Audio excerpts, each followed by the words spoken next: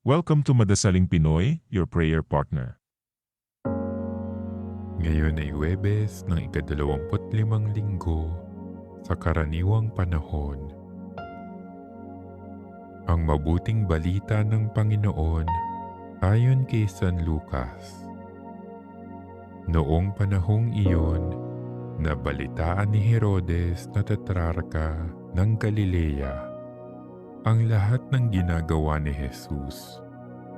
Nagulo ang kanyang isip sapagkat may nagsasabing muling binuhay si Juan Bautista. May nagsasabi namang lumitaw si Elias.